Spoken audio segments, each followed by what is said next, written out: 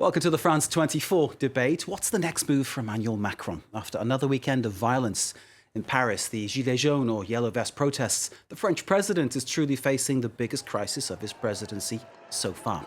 Angry people from all over France converged on the Champs-Élysées to voice, well, their anger. And the violence that followed, well, included record numbers of arrests, once again, cars burning on the streets, shops, businesses targeted. It's a very sad sight. Macron's government may have made a U-turn on the fuel tax increase that sparked these protests, but there are still thousands, who knows, maybe millions of people in France who say they can't make ends meet. They're angry that their president has, in their eyes, repeatedly favoured the rich. What will be Macron's next move then? Here to discuss this, in the studio, we have Alexis Poulain, co-founder of Le Monde Moderne. Good to see you, sir. Former director, too, of Euroactive France. Thank you for being with us. On the other side of our studio, and perhaps against Alexis, we'll see as this develops, Paolo Fortezza, Member of Parliament from the party La République En Marche. Thank you very much for joining us. Thank you. And joining us by Skype from the British city of Bristol, Jim Shields, Professor of French Politics at the University of Warwick. Jim, as ever, pleasure to have you. If you don't mind, I'll deal with our guests in the studio first, then come to you as the voice of reason. Jim, thank you for being with us. I'm going to start, if you don't mind, Alexis, with Paolo. Paolo, thanks for joining us. Paolo Fortezza from La République En Marche. How was your weekend? It was a very difficult weekend. We were relieved because there were less violence than we thought there would be. This was due to a change in the strategy of the law enforcement actors. They were more agile, more mobile. And we also had a call from all politicians, from all civil society representatives to calm down, to start dialoguing, to start proposing new initiatives and to join this dialogue that the government is offering. So, for you, though, as a government, as the party in power, it must be incredibly embarrassing to see the scenes that we've seen weekend after weekend on the streets of Paris. I don't know if it's embarrassing. It's very sad. It's very sad, of course. This crisis is due to a fracture, a social fracture, a territorial fracture that is very long, that has came from 30 years before. We are trying to solve it. The engagement that we all have in politics at La République En Marche is try to solve this fracture. And I'm hoping the announcements of the president tonight will go on that effect. OK, no one wants to see the scenes that we've seen. The question, I suppose, is in what way is your party responsible for them? We'll get to that in a moment. Alexis Poulain, again, as a man from Paris, someone who works here, it's incredibly distressing to see those scenes. Well, I mean, it's been like this for 3 weeks now, so we get used to it. And we had the French Revolution before. You said that there were less violence. I think there were more degradation this weekend than the weekend before, which is very worrying given the size of the police disposal that was there. You had so many police people in the streets, so many people being arrested. We talk about thousands. I mean, certainly more arrests, a record number of arrests. Yes, definitely. Yes, absolutely. And yet, if you listen to mayor of arrondissement in Paris and the people owning shops, they're very angry because the degradation have been fierce and it's been terrible for them in terms of course, the business before Christmas, but also in terms of the protection they had. It was not up to the job. And if you look at it, it's why is the violence still there and why is it so...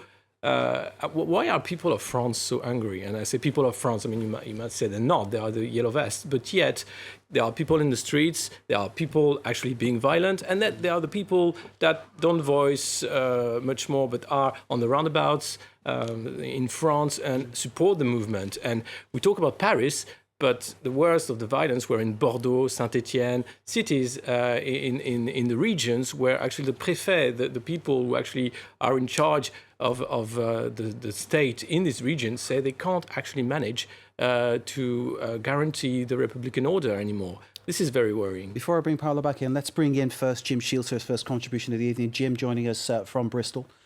Jim, thanks for being with us.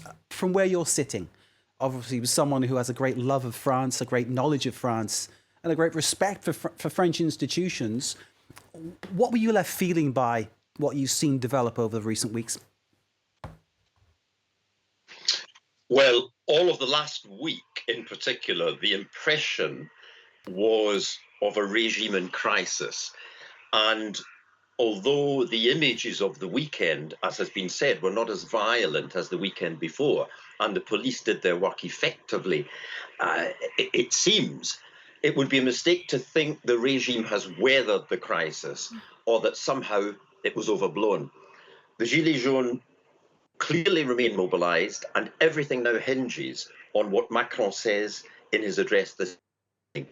We are in an uneasy lull now until the president makes his move and the Gilets jaunes respond.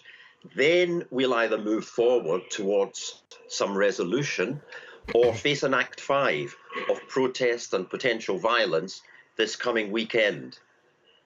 It's all incredibly sad stuff. Jim, we'll be back to you in a moment. There were some Australian tourists on the metro when I was travelling through Paris Friday night who were asking advice about where to go. And all I could say was just don't go anywhere near the Champs-Élysées because you're going to have problems there Saturday. And it's really sad that I, as someone who loves Paris and loves France and always has since, childhood and loves coming to the country and now lives here gladly, has to say that. And I'll point to you as La République en Marche, Paola, and say, in what way are you responsible, the party?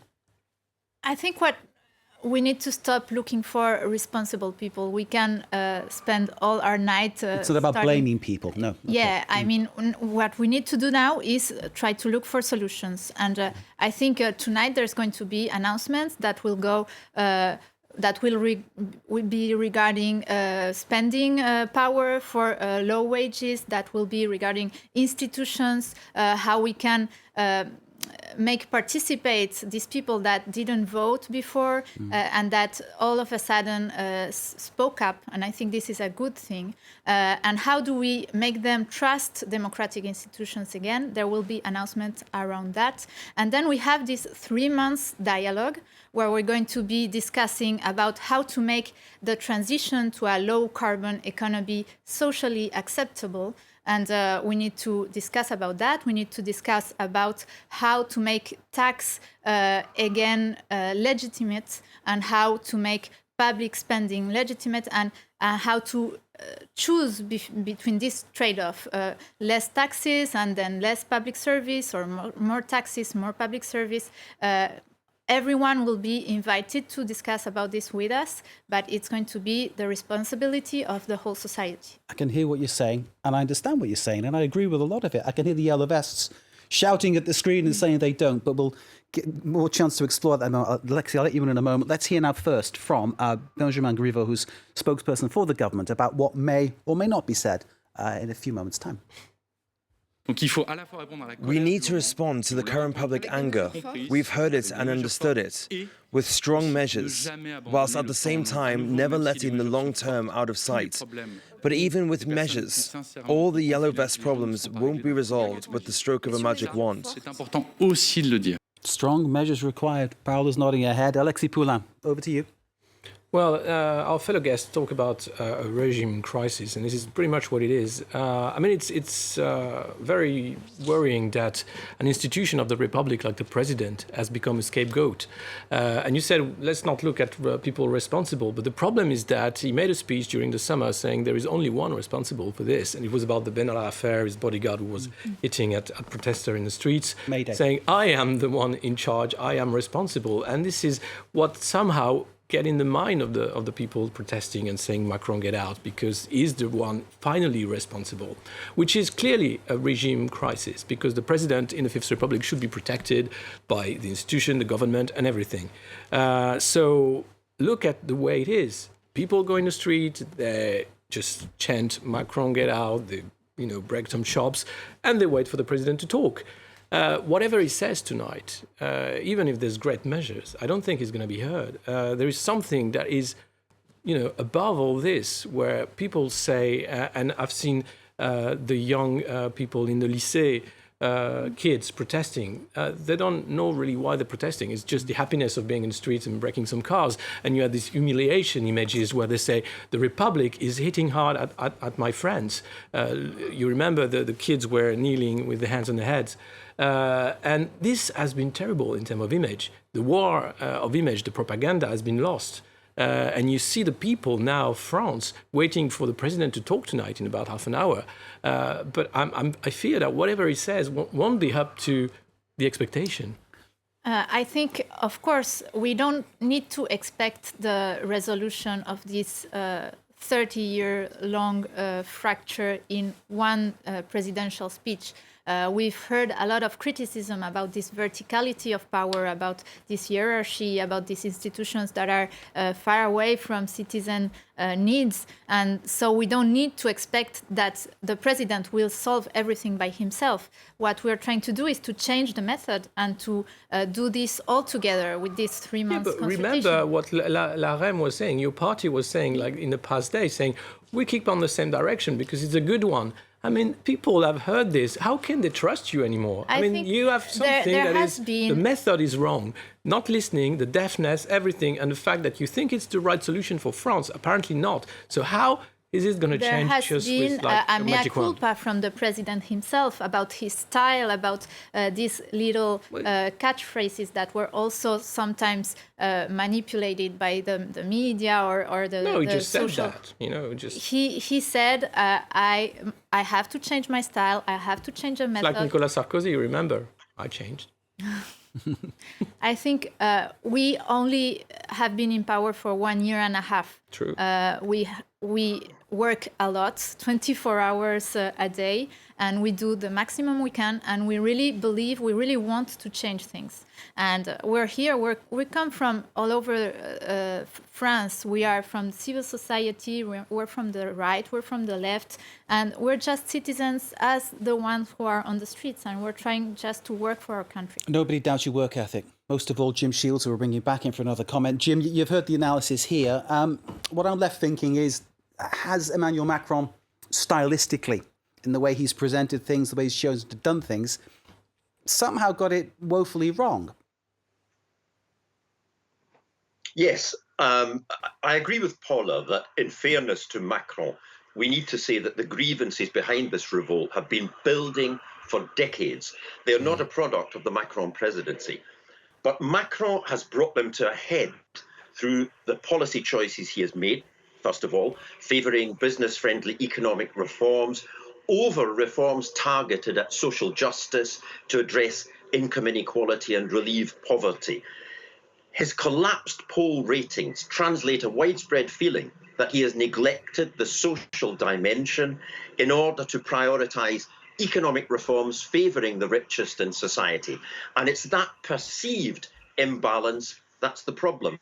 But there is also a problem of style. There is a problem of a lack of grassroots feel. Part of Macron's problem has been political inexperience. He never learned through the hard school of elected mandates what you can and can't say to your constituents. You can't, for example, say, just cross the road and get a job. You can't say, stop complaining and be more like de Gaulle. You can't say, the French don't like reform. You can't say, this social welfare is costing us a crazy wad of cash. All of these mini gaffes add up and create the image of Macron that has come back to bite him today. Someone who doesn't understand and doesn't seem to care about the everyday concerns of the French and who's too ready to lecture them on making a better effort. And clearly, Jim, that was not the image that came across during the election campaign, was it? No, it wasn't. And what Macron did in the election campaign that was very clever, he struck the balance that has deserted him since. It was an election campaign resting on two pillars, economic recovery and social protection. And he needed to retain that social protection dimension throughout the first phase of the economic reforms. That's what has deserted him, maybe on an assumption that he could catch it up. Well, unfortunately, of course, now events have overtaken him and he's been too late in launching that social side of his programme. Jim, thank you as ever very much indeed. We have so much more to discuss, of course, in this debate. The first half coming to a very, very quick close, but it will continue here whilst we have a very short break. Stay with us.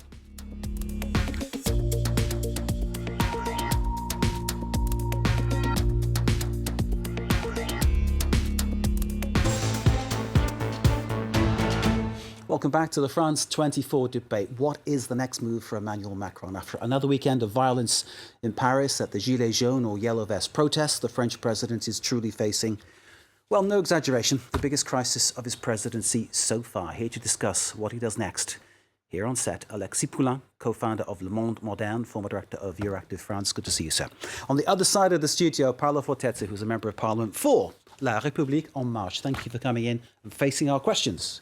And joining us as a voice of reason in many ways, Professor Jim Shields from the University of Warwick. He joining us on his very good Skype feed there from Bristol. Jim, great to see you. Over to you in a moment. Let's take a look before we bring our guests back in at one of the issues that's been front and centre in this whole Yellow Vest protest, poverty. Where do the problems lie for the French people? Let's hear now from Marius Sofos. For weeks now, they have made their anger heard on roads and roundabouts throughout France. And at the heart of this social movement is one major concern: the rise in poverty. Spending power has to increase. Salaries need to go up. I live on 460 euros a month. I have to pay my rent, and after that, there's nothing left. These Yellow Vest protesters and many more like them say that they simply can't make ends meet. What then is the reality of the situation? According to the latest report from France's National Institute of Statistics and Economic Studies, there were 8.8 million people living below the poverty line in 2016, meaning they lived on 60% less than the median income, or less than 1,026 euros a month. An individual on minimum wage in France earns a bit less than 1,200 euros. In 2016, the poverty rate was 14%, a decrease of 0.2% from 2015. The same study shows that 65% of these people were living in major cities.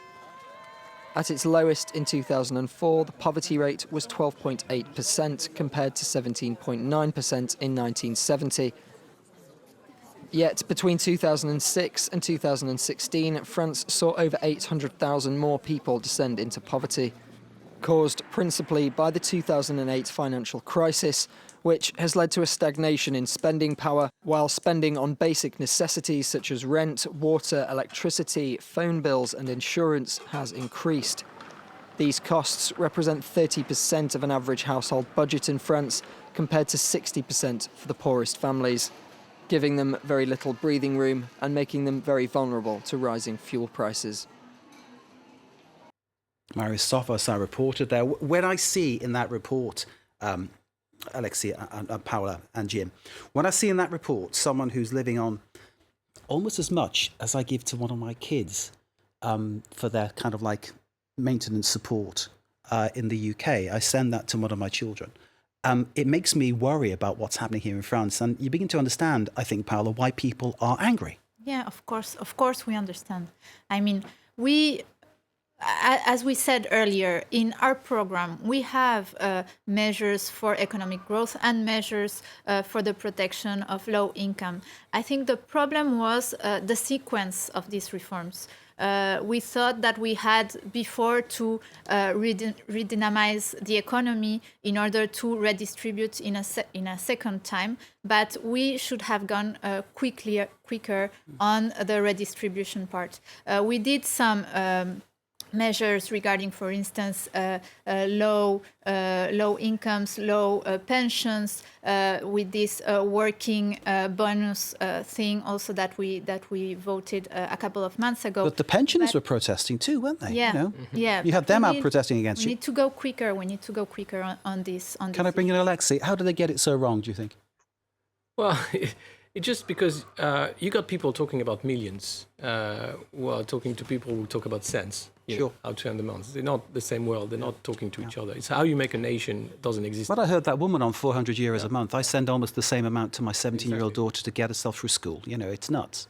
Yeah, so that is what it's nuts. And when you have a minister like Muriel Pénicaud saying yesterday on TV that actually if you put the SMIC, the lowest salary, a bit, further up, it's going to destroy jobs. How can you hear that? So, I mean, if the SMIC is already not enough to live decently in France, and saying that if you raise this minimum wage, it's going to destroy job, what sort of logic is behind that? That work shouldn't pay? Is that actually you want people to work for nothing, only for profits? Because, I mean, if the problem is the cost of the job, the cost of work, then why don't we lower the biggest salary and share the wealth? Where is this money creation going? Where is the wealth going? Why do people are working for nothing? That is the main question. And this is not answered by the policy that were created by Emmanuel Macron. Paola. We're waiting for announcements on this spending power. Do you agree with him? Do you agree with him? I agree that it's not enough for a living. I agree. And of course, I think we have a serious competitive problem in France. We have a serious problem of attractivity also as a country. We need to think also about the equilibriums in the economy. But of course, But you can't just attract the wealthy people, because all the policy was to get the traders from the city because of Brexit coming with, tax niche and tax evasion scheme, whatever.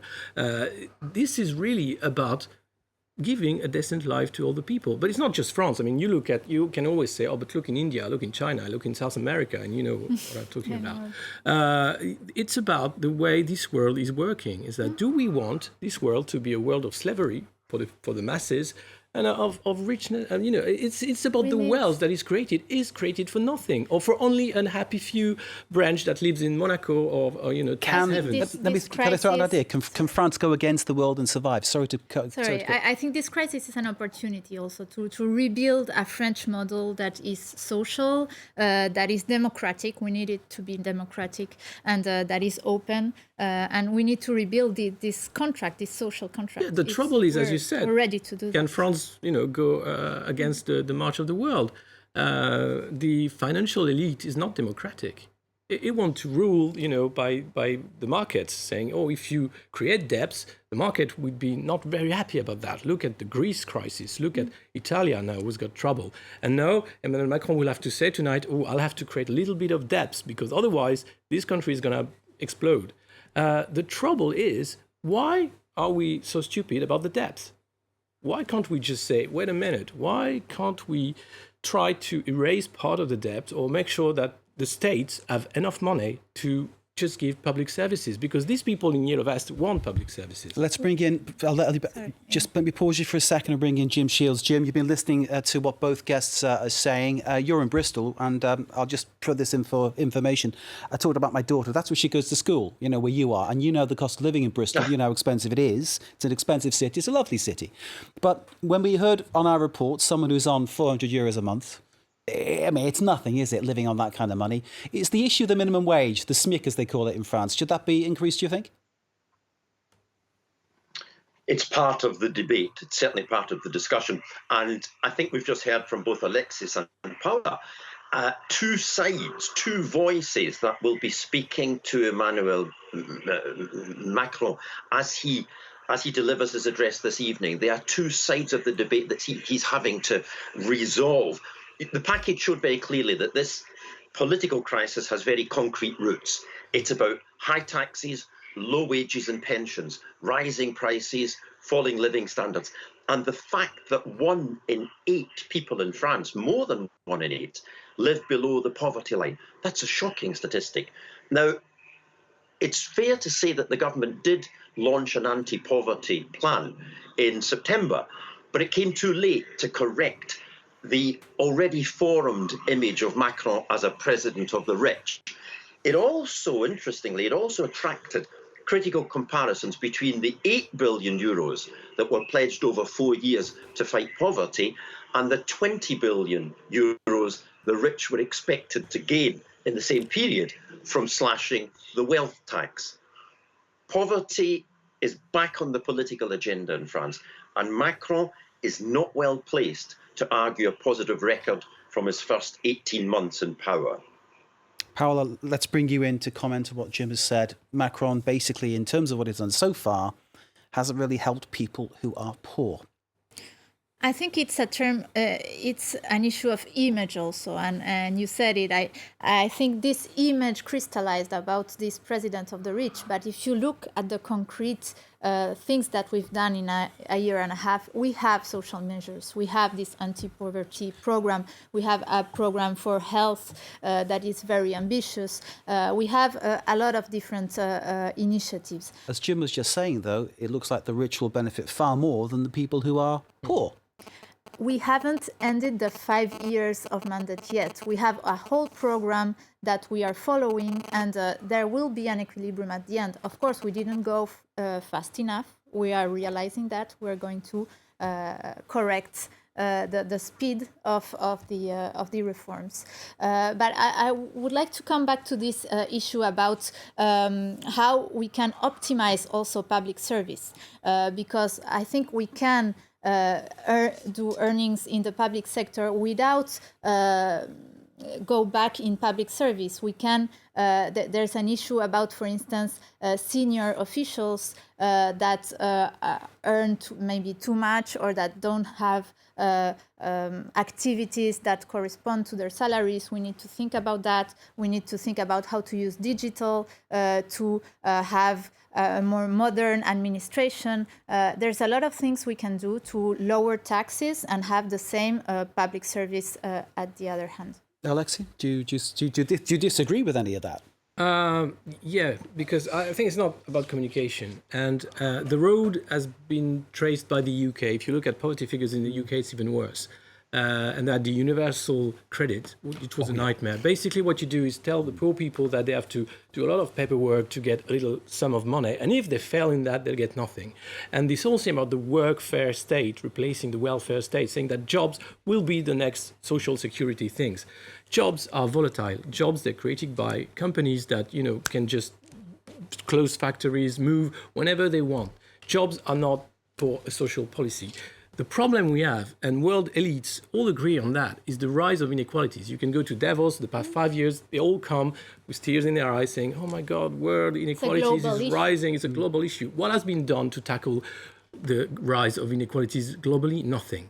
Emmanuel Macron has been elected, is the old world. He can't solve this on his own. It's not, it's of course a global not. issue. But it's been a lie. It's been pretending to be the new world. It's just the worst of the old world, trying to go until the end of the oil, trying to go until the end of the gas, until the end of anything. And this is clearly the problem, is that we have world leaders that are not up to the job. We face a challenge, which is ecological transition, which is digital transition, which is the way we're going to live together, more than 8 billion people on this planet. And we have world leaders just trying to get more money for the big companies. That is why European elections that are coming are so key. And I think we need to build all these solutions at the European level. It is always first. important for people to get out and vote. That's something we can't stress enough. Can I just bring us back to something we were talking about a little bit earlier, which is the image of Emmanuel Macron, the way he does things? Because you mentioned how jobs can go like that in a click, and you mentioned about creating jobs and getting people to feel confident. We saw it in the presidential campaign, and I rewatched the documentary about that campaign, a very positive Emmanuel Macron, who was faced by workers who were angry, and he sat down and talked to them for hours and convinced them. A man who was able to connect with them in a way that the president now seems to be completely incapable of connecting with his people. What has gone wrong? Paola, an embarrassing question for you, but I'm going to put it to you. What has gone wrong? I think it's the weight of the institutions also. The French institutions are very hierarchical, and we need to change them. We have a constitutional reform that is coming next January, and I think we have to go beyond what was proposed on the first term. I think we need to build dialogue mechanisms with citizens. We need to make decision processes more decentralized. But the constitutional processes you're talking about didn't make him describe himself as Jupiter, for instance, which clearly in the eyes of people watching creates an image. From the Fifth Republic had this power, had this image of authority. I think it's partly due to the institutions also. Alexei? True, but it's also, you're talking about the reform that you planned. It was to actually go further into this monarchic Fifth Republic. And you see clearly with Emmanuel Macron that Napoleon doesn't work in the age of the internet. It's 21st century. It's about democracy. It's about horizontal democracy. We had Occupy Wall Street. Now we got the Yellow Vest. It's just the start of something profound that elites haven't seen happening. Its people wants to take the power back. Let's bring in Jim Shields. I'll let you back in a second, Paul. I'll keep cutting you off at this point. I'm very sorry. Jim Shields, I hope you can hear me still over there in Bristol. In terms of what we're seeing with Macron, did you see anything in common with the past presidents of France? Is he making similar mistakes? Well, I think he tried to learn, especially from François Hollande, and that partly explains the Jupiter posture. He saw how wrong Hollande got it by thinking the French wanted a normal president. And Macron was right there. The French don't want a normal president. So he tried to correct that by reaching for de Gaulle, or, as we say, Jupiter. That was combined with his own inability not to cause offence. And I think this is also key. During the campaign, it looked like he was telling it like it was. It was refreshing. He was saying certain vaguely iconoclastic things. But a president, once in office, has to be much more careful. And if we look at the past two one-term presidents, Sarkozy, the moment he was labelled the bling president, it was over. Hollande, the moment he was labelled useless, it was over. Now Macron labours under the really damaging label of being an arrogant president of the rich. How he shifts that is the open question before us now. But do you feel that it's true that he is this... Again, Jim Shields, I'll put it this to you. Do you feel it's true that President Macron is, as he's accused of being, a president of the rich? Well, over the past 18 months, he's certainly been more a president of the rich than he has of the dispossessed. And I take Paula's point that there are, of course, social policies embedded in what Macron has done. But overall, he has gone out to... He has prioritised economic recovery based on a notion of competitiveness and freeing up money for investment, etc. And this has come back to haunt him, specifically in that one tax, the slashing of the wealth tax. It has done an immense amount of damage. Jim Shields, thank you very much indeed for your contribution. Let's bring back to our guests in the studio, Paolo Fortezza of the party La République En Marche and Alexis Poulain of Le Monde Moderne. What are we expecting, or rather, what are you expecting to come from the announcement tonight? I mean, clearly you have wishes and hopes. I'll start with you, Paolo. What would you like to hear from the President this evening? Very ambitious announcements on the social level and on the institutional level. I think that's what we're all expecting, but we don't have to expect that this will solve the whole crisis. We then need to engage. All the citizens need to participate to this recovery of our country. Alexei? Yeah, I think he has to show that is up to the historical moment. It shouldn't be a speech about, tiny reforms or something that talks about figures. It's really about something how we put the nation together. And it's his role as the president actually to help this process happening. And so far, he's not been good at it. But the Yellow Vest protesters, they want a specific figure, don't they? They want to be earning more at the end of the month, more in their pockets. Well, sure, this is part of one of the bits of the announcement, but it should be, more than that. It can't be just saying, oh, you'll have a Christmas present for the end of the year. It's about, what's going to happen in the future, because the Yellow Vests are in the streets because of their future, because they fear for their kids' future, because they see that they are getting poorer and poorer by the day, because there is no plan on the table, but saying, inequalities are rising and we do nothing about it. So he has to be strong on this. He has to show that he understands that the moments have changed and that people don't believe anymore into this policy of saying, well, wait until the end of the mandate. In 5 years, you'll be happy. Well, no, they want to be happy now. And this is what has to happen tonight. It's not going to happen tonight, of course. It's going to be another speech. But what should happen tonight is saying, okay, we don't keep the direction. We understood. Time to change. Big change. If it's not this, I think we're pretty into a process of an ongoing revolution. The problem is that, and I bring this to Paolo, you need to have something that happens at the same time on the short term and on the long term. That's counterintuitive. It can't happen, can it? There needs to be this kind of plan, but you need answers, and your party needs to provide answers to these people who, have said they're willing to spend Christmas on the barricades. They're that angry about the situation. Yeah, and we will be mobilized on the local level, wherever in France we need to go to talk to these people, to see what they propose as solutions also, so that we can consider, that we can work together. And I'm confident. I'm really confident. Our president likes to surprise us, and I think he's going to be up to the challenge. And I think we can wait for a very short-term solution, and then an open dialogue for the rest of the mandate. Short-term solution, what do you think might be said? What would you expect Emmanuel Macron to come out with?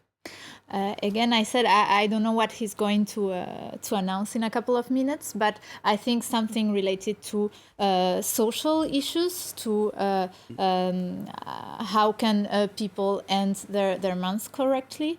So there's going to be certainly something regarding that, and something regarding institutions, maybe citizen assemblies with citizens that are elected on how do you say, tirage au sort, sorry. Lots, drawn by lots. Yeah, so that they can participate on the decision making. So I think there's going to be something ambitious on that side. That does sound ambitious, but in terms of what that achieves, Alexei, do you think that will provide any answers that these people in the yellow vests are looking for? Or are we going to see more people on the streets next weekend? Well, I don't know, because there's a disconnection anyway. Whatever is on the table, I don't know if the yellow vests will hear it or not, or if they want to go further in the streets to be heard and continue because they want Macron to get out. This is what you hear in the streets of Paris.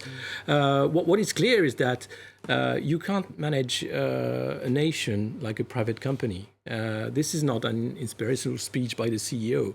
It's about how you put people together and say, I believe in our future, and I believe that there is something great for us all together. And not just about France, as I said. I think it's about the world order. It's about where we get in, this big unknown about the ecology, this big unknown about the future. And it's not only to Emmanuel Macron to do this. You said it's about Europe, but it's about the world. Clearly, it's difficult. Will he be up to the job? Well, we'll see in about a few minutes.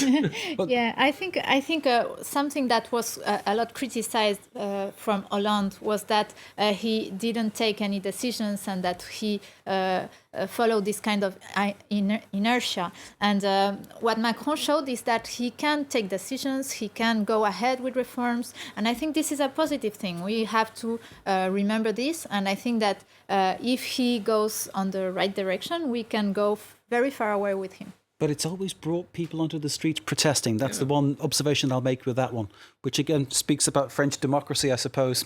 Let's bring in Jim Shields for a final comment. Jim, you're sitting there. What are you expecting Monsieur Macron to say? Well, three things, I think. He should acknowledge the problems, one. He should be concrete. No abstract conceptualizing. The yellow vests are waiting to dismiss anything like that. And thirdly, he should make clear that he is going to govern with as much support from now on as he can bring about around himself, the social partners and everyone else, because I think he fell into a mistake of feeling that he could forge ahead boldly and simply impose his agenda. This has been a rude awakening to the hard reality of reforming France. Jim, it's always illuminating talking with you. It's never a rude awakening. Thank you very much indeed. Jim Shields, Professor of French Politics at Warwick, joining us from Bristol there in southwestern England.